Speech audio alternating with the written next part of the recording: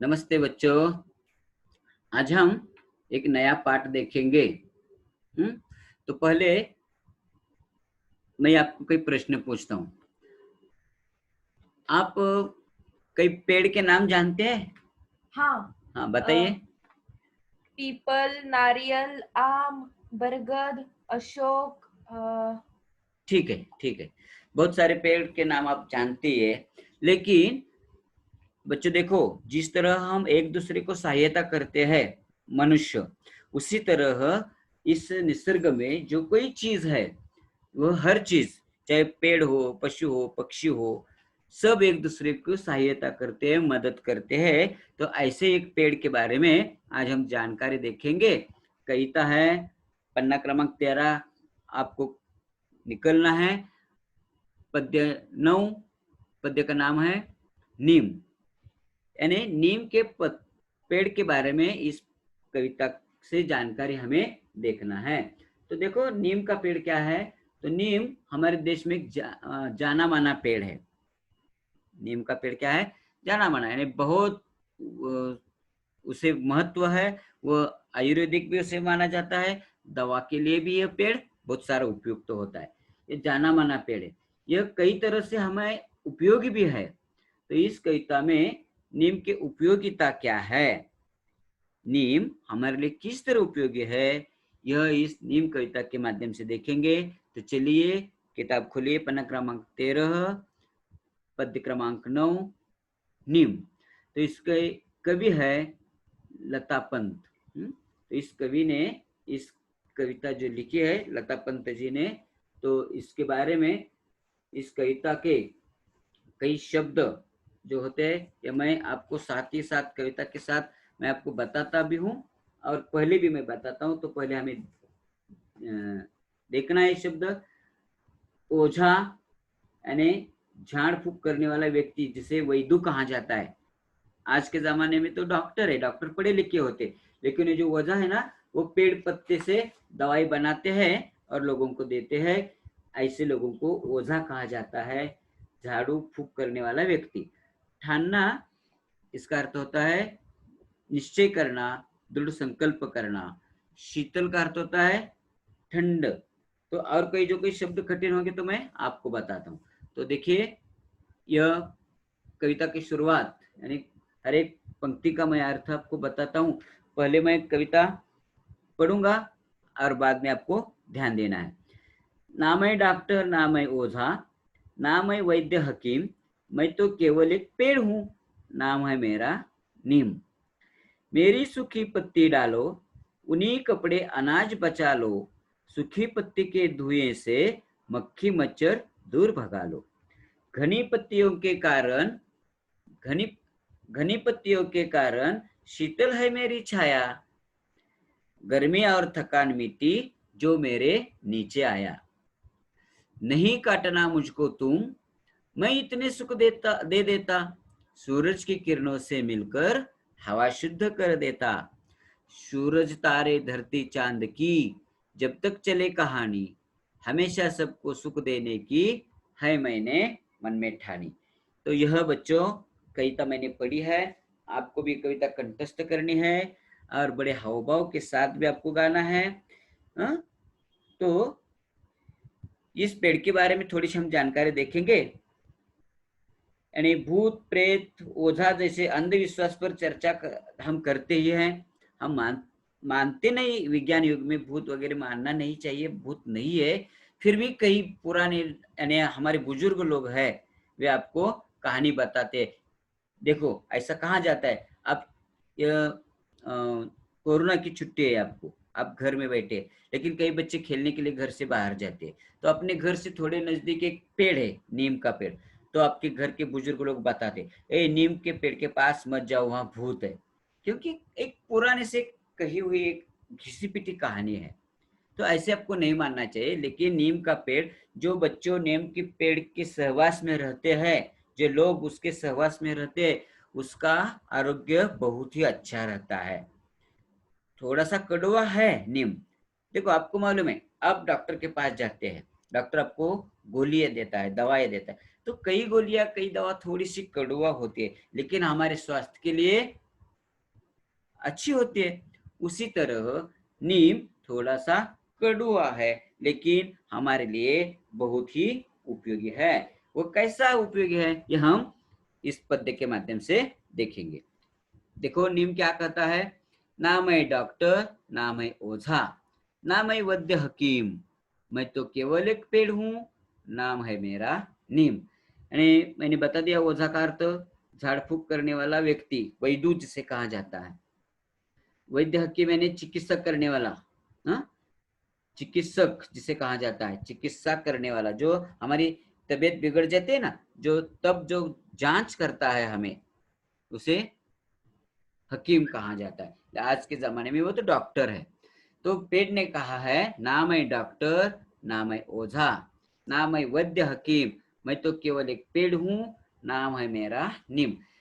नीम ने हमें बता दिया है कि मैं ओझा नहीं, मैं डॉक्टर नहीं, मैं वैद्य नहीं, मैं हकीम नहीं, फिर भी वो हमारे लिए उपयोगी है। देखिए वो क्या बताता है, नाम है मेरा नीम, यानी नीम का पेड़ है। देखो एक चित्र में दिखा दिया है ना, एक नीम का पेड़ है, इस पेड़ के नीचे दो बालक है, ये पहला चित्र है।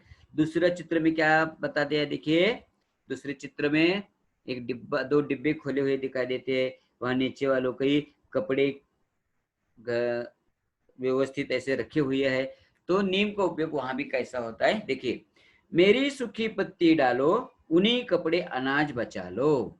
यानी नीम की पत्ती होती है, यह जब हम घर टहनी लेकर आते हैं तो उसकी पत्ती सूख जाती है। तो लोग क्या करते हैं, सूखे उस नीम की सूखी पत्ती हो या गीली पत्ती हो, हमारा परिवार जो है, परिवार में बहुत सारे कपड़े होते हैं, तो कपड़े की जो घड़िया हम बनाते हैं, तो इस घड़िया में इस पत्ते को डालते हैं, तो कपड़ा खराब नहीं होता।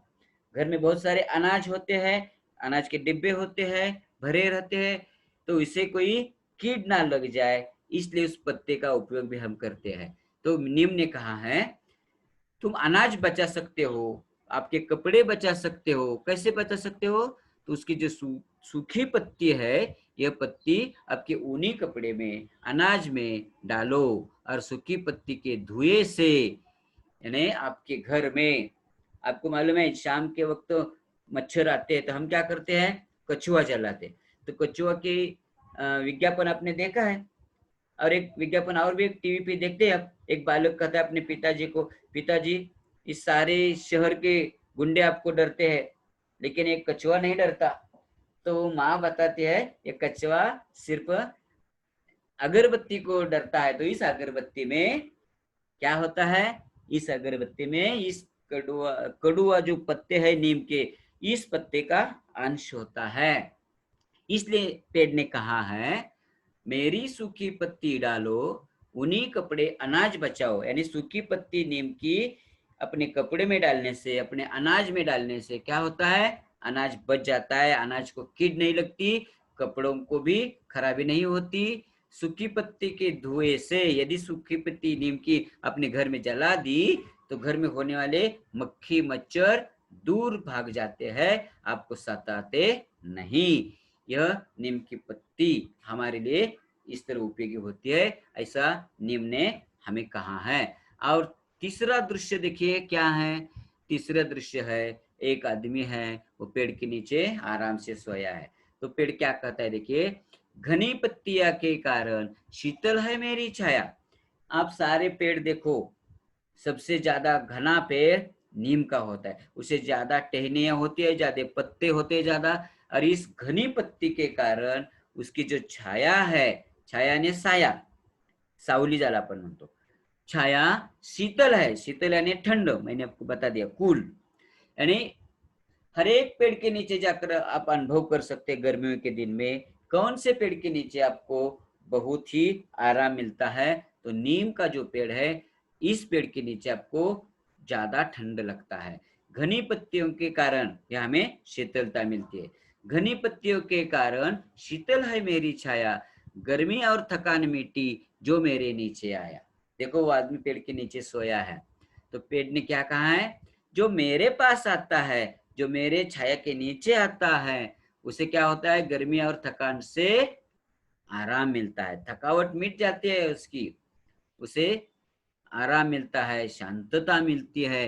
इसलिए पेड़ कहता है कि मेरे छाया के नीचे आ जाओ। अब आगे देखिए जो चित्र है चौथा, तो क्या है चित्र? एक मनुष्य है, ये अपनी कुल्हाड़ी से नीम का पेड़ काट रहा है। नहीं काटना मुझको तुम, मैं इतने सुख दे देता। मनुष्य देखो कितना निर्दय है। मनुष्य क्या करता है? अपने स्वार्थ के लिए सिर्फ लोगों से संधान करता है, मैत्री करता है, दोस्ती करता है। इस पेड़ को हम छोटे से बड़े करते हैं। कब तक? जब तक हमारे लिए उसकी जरूरत होती है।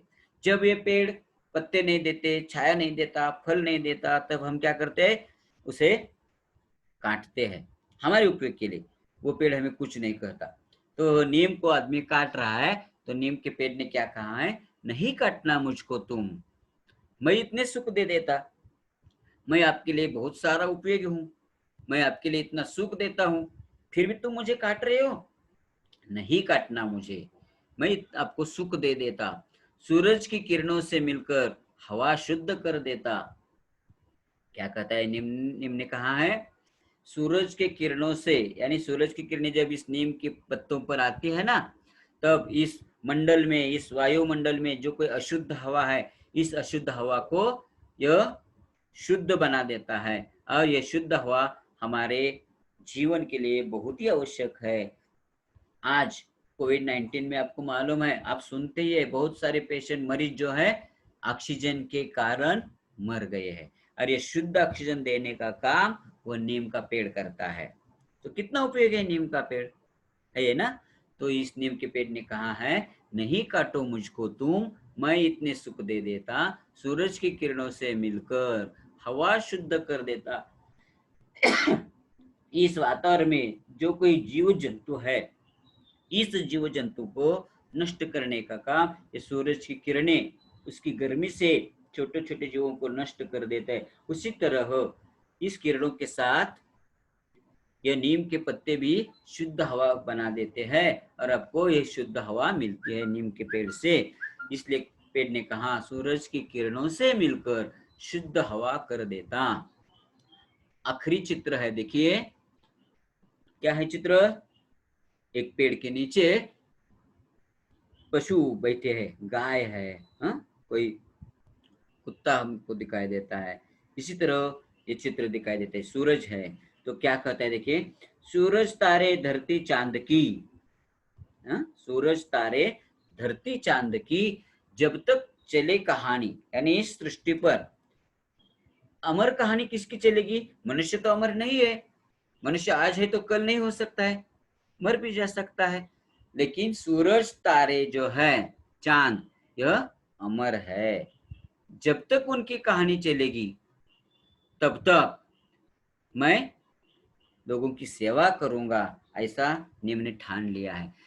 सूरज तारे धरती चांद की जब तक चलते कहानी, सूरज तारे धरती चांद की जब तक चले कहानी, हमेशा सबको सुख देने की है मैंने मन में ठानी। यानी नीम ने अपने मन में ठान लिया है। ठाना यानी क्या? निश्चय करना। मैंने आपको बता दिया है, मुहावर का अर्थ है, मुहावर भी हो सकता है। ठानना यानी दृढ़ निश्चय करना, संकल्प करना। वाक्य में प्रयोग क्या हो सकता है?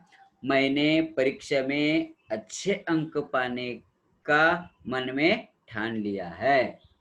यह मुहावरा का वाक्य प्रयोग हो सकता है। आप भी मुहावरे का उपयोग बना सकते हैं। तो देखो फिर से, सूरज तारे धरती चांद की जब तक चले कहानी, हमेशा सबको सुख देने की है मैंने मन में ठानी। मैंने यानी नीम ने। नीम कहता है, जब तक सूरज चंद्र चांद की कहानी चलेगी इस धरती पर, तब तक मैं लोगों की सेवा करूंगा, लोगों को सुख दे दूंगा। ऐसा उन्होंने निश्चय किया है, संकल्प किया है। यहाँ तक यह कहानी है। यह कहानी समाप्त होती है कविता, और आपको इस कविता के जो कि स्वाध्याय है मैं आपको दे दूंगा। ये स्वाध्याय आपको पूरे करने हैं। यहाँ ये कविता समाप्त होती है। तो बच्चों, इस वीडियो को आपको जरूर लाइक करना है, सब्सक्राइब करना है, अपने और मित्रों को शेयर करना है। सब्सक्राइब जल्दी करना, और इसलिए करना कि मैं अगला वीडियो जो बनाऊंगा, नया वीडियो, तो जल्द से जल्द आपके पास पहुंच जाएगा। इसलिए आपको सब्सक्राइब भी करना है। ठीक है, धन्यवाद।